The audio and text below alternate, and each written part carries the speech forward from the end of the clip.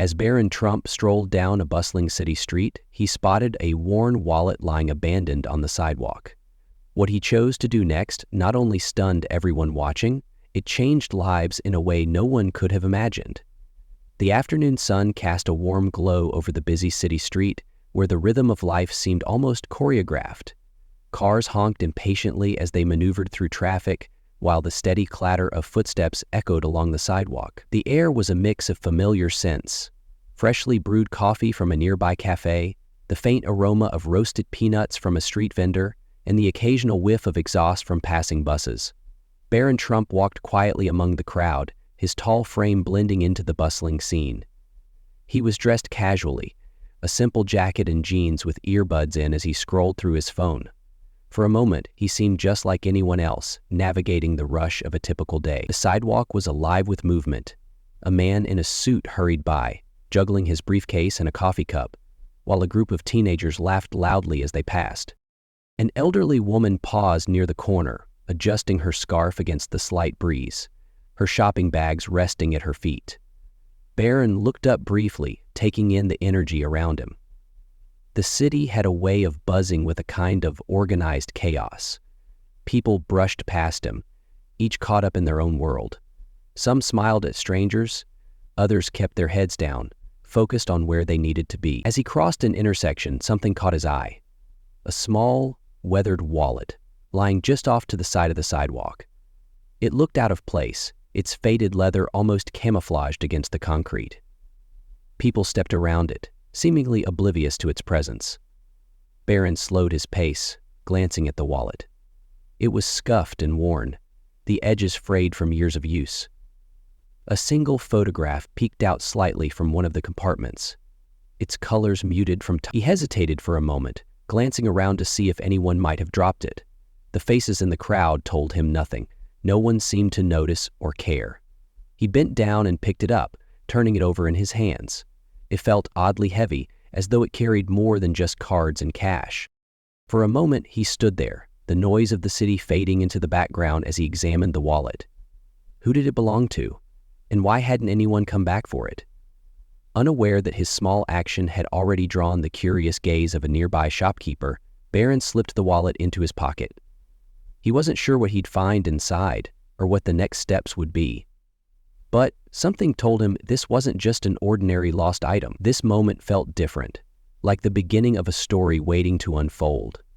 Barron stepped into a quiet corner near a park bench, away from the stream of hurried pedestrians. He pulled the wallet out of his pocket and opened it cautiously. Inside, he found a few crumpled bills, some worn-out membership cards, and a driver's license. The license belonged to a man named Carl, a name that matched the tired, somber face staring back from the tiny photo. As Barron sifted through the wallet, a folded piece of paper caught his attention. He unfolded it carefully, revealing a handwritten note. The ink was slightly smudged, as if it had been handled many times. The words were simple but heavy. Rent overdue. Final notice. Payment due by the end of the week. Barron stared at the note, his mind racing. It wasn't just a wallet someone had dropped. It was a lifeline for someone who was clearly struggling.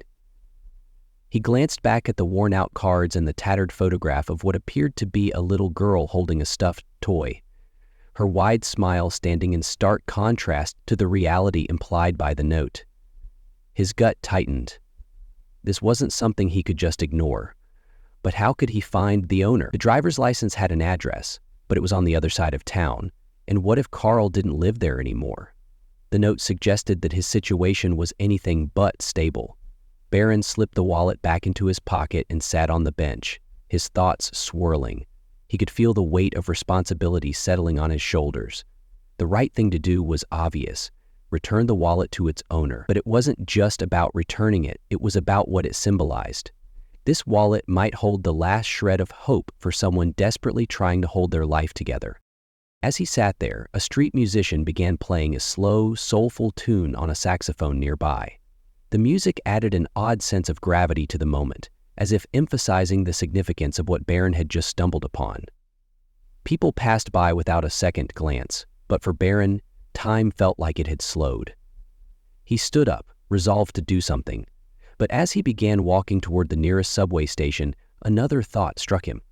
What if Carl had already given up hope of finding the wallet? What if he was somewhere, feeling defeated, unaware that someone was about to change his day or even his life?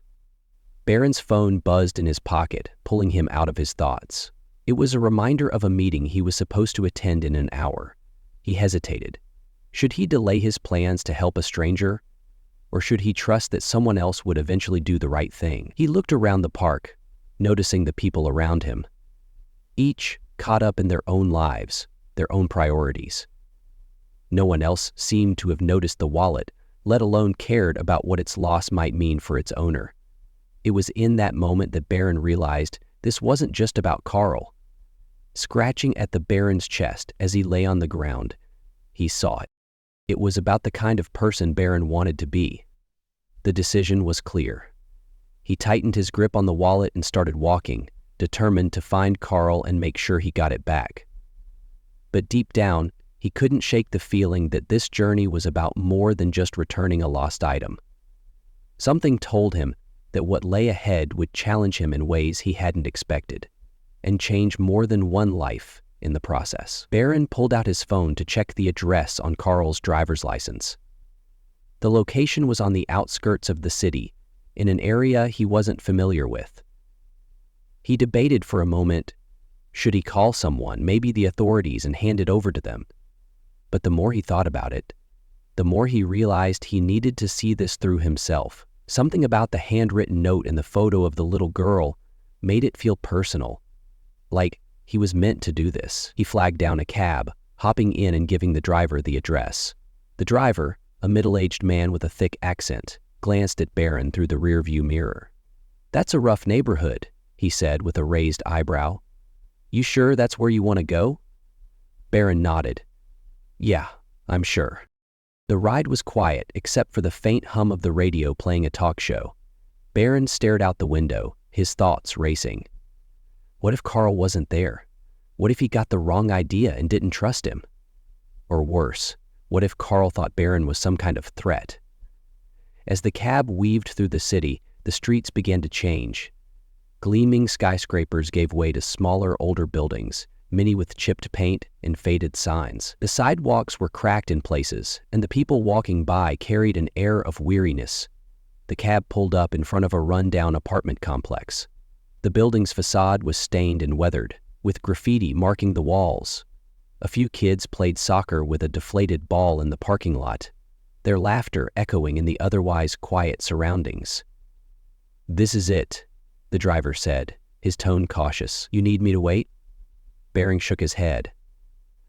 "Thanks, but I'll be fine." He stepped out, clutching the wallet in his hand. The building loomed before him, its entrance barely hanging onto its hinges. As he walked inside, the faint smell of mildew hit him. The hallway was dimly lit, with flickering fluorescent lights and a dull hum of noise from one of the apartments. Barron checked the wallet again for the unit number and climbed the creaking stairs to the second floor. Reaching the door, he paused. His hand hovered over the worn wooden surface, his heartbeat quickening. What if Carl wasn't the person he imagined? What if this turned out to be a mistake? Summoning his courage, Barron knocked. The sound echoed down the hallway, and for a moment, there was no response. He was about to knock again when the door creaked open slightly, revealing a man who looked even more worn than the photo on the license. His face was lined with exhaustion, his clothes loose and faded. "Yes?" the man asked, his voice wary. "Are you Carl?" Barron asked, his tone gentle but direct. The man's brow furrowed. "Who's asking?" Barron held up the wallet. "I think this belongs to you." Carl's eyes widened, and for a moment he seemed frozen. Then he opened the door wider, stepping out into the hallway. "Where did you find this?" he asked, his voice tinged with disbelief. "On the street," Barron explained. "I saw it lying there and thought, I thought you might need it back." Carl took the wallet from Barron's outstretched hand, his fingers trembling as he opened it. He sifted through its contents, his face a mix of relief and overwhelming gratitude. When his eyes landed on the photograph of the little girl, his expression softened and his shoulders slumped. "That's my daughter," Carl said quietly, holding up the photo. "Is she staying with her mom right now? I haven't seen her in weeks. I keep this picture with me to remind myself why I'm still fighting." Barron didn't know what to say. The weight of Carl's words hung in the air, thick with emotion. Carl's gaze shifted to Barron, his eyes glistening. "You don't know what this means to me," he said. "I thought I'd lost everything. The rent notice, the little money I had left. I didn't think anyone would care enough to return it." Barron shook his head. "Everyone deserves someone to care," he said softly. "We all need help sometimes." Carl leaned against the doorframe, as if the day's events had drained the last of his energy. "I don't even know how to thank you," he murmured. "You've done more for me than you realize." Barron glanced down the hallway, noticing a few curious faces peeking out from partially open doors. The weight of the moment wasn't lost on him. This wasn't just about returning a wallet. It was about showing Carl that even in the darkest moments, someone cared. "I just did what anyone should do," Barron replied. "But if there's anything else you need, don't hesitate to ask." Carl nodded, his expression filled with gratitude. For the first time in what seemed like a long while, there was a glimmer of hope in his eyes. Barron knew this wasn't the end of Carl's struggles, but he hoped it was the start of something better, a chance for Carl to believe in himself again. As Barron turned to leave, he couldn't shake the feeling that this small act of kindness had ripple effects he might never fully see. Sometimes the smallest actions have the biggest impact, and today, Barron had taken a step toward proving that. As Barron began to leave the apartment building, Carl called out after him. Carl gestured for him to come inside, and though the apartment was modest and worn, it carried a sense of warmth. A few toys scattered on the couch, family photos taped to the walls, and a small, half-decorated Christmas tree in the corner. Carl reached for a drawer in the tiny kitchen, pulling out a stack of papers. He handed them to Barron, his hands unsteady. "This is why I was so desperate," Carl explained. "It's everything I've been trying to keep together." Barron scanned the papers.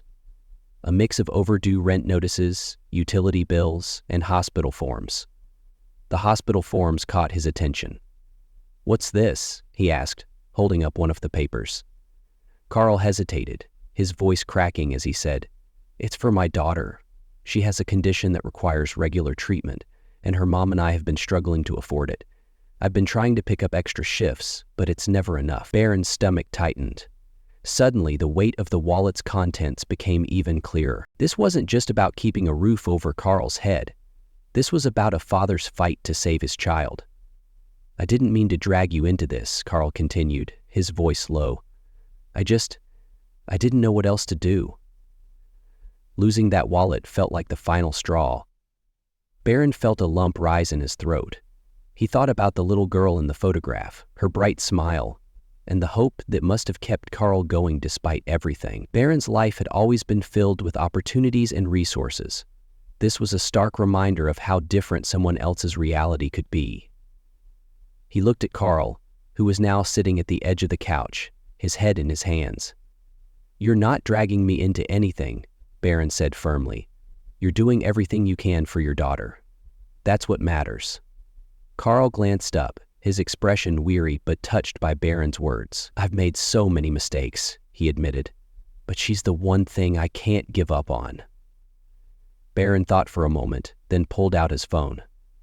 "I think I can help," he said. He didn't want to overstep, but he knew he couldn't walk away without doing more.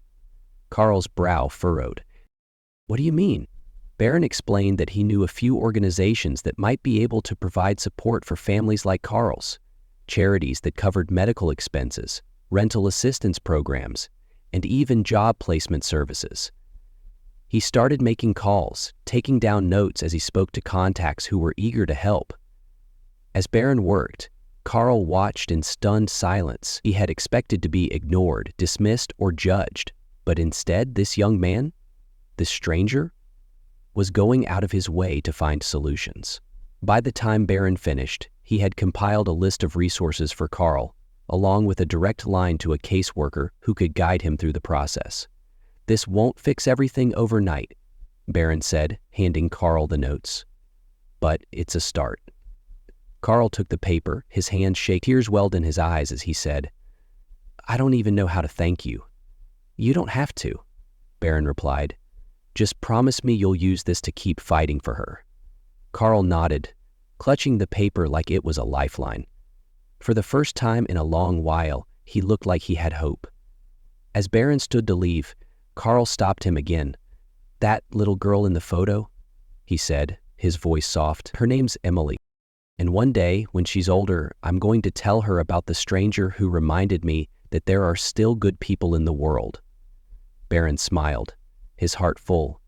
"Tell her she has a dad who never gave up on her," he said. "That's the story she needs to hear." The moment hung in the air, heavy with emotion. Barron walked out of the apartment feeling lighter, knowing he had done something meaningful. But what he didn't realize was that this simple act of kindness would ripple far beyond Carl's life, inspiring everyone who witnessed it to believe in the power of compassion.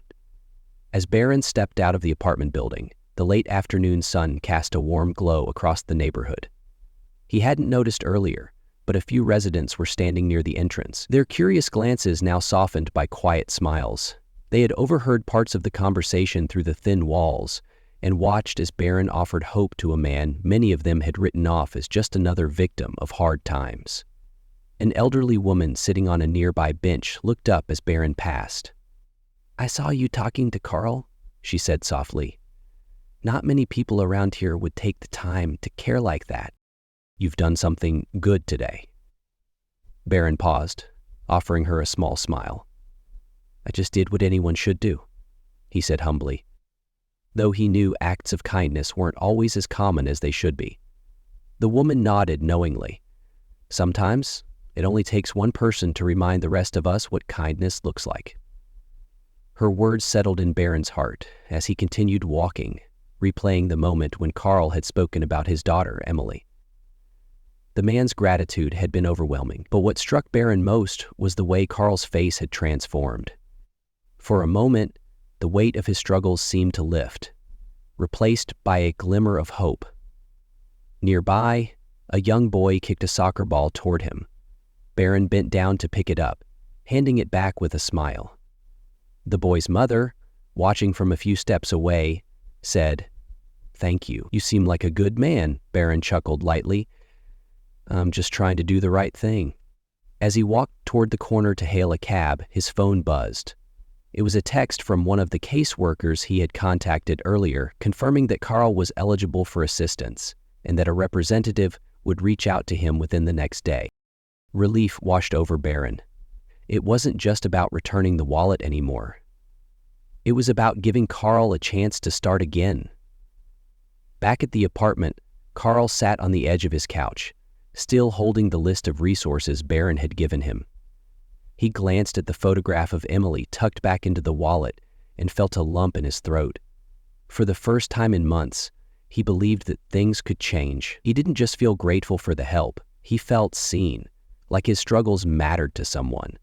He muttered to himself, "I'll make this right for her. I'll keep fighting."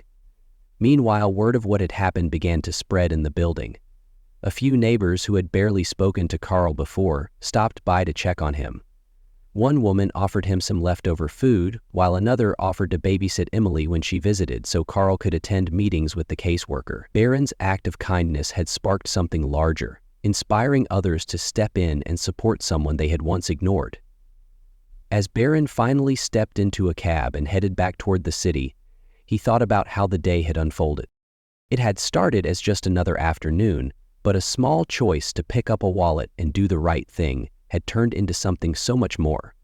It reminded him of how connected people truly were, and how a single action could create ripples far beyond what he could see. In the rearview mirror, the cab driver glanced at Barron. "You look like you've had an interesting day," he said casually. Barron smiled, his mind replaying the look of hope on Carl's face and the gratitude in the elderly woman's voice. "Yeah," he replied, almost to himself. "It was a good day, And in that moment, Barron realized that sometimes the most unexpected encounters could leave the deepest impact, not just on others, but on himself as well. This story is about more than a wallet. It's about the quiet power of doing what's watching. Barron could have easily walked past the wallet or handed it off to someone else, but instead, he chose to take responsibility.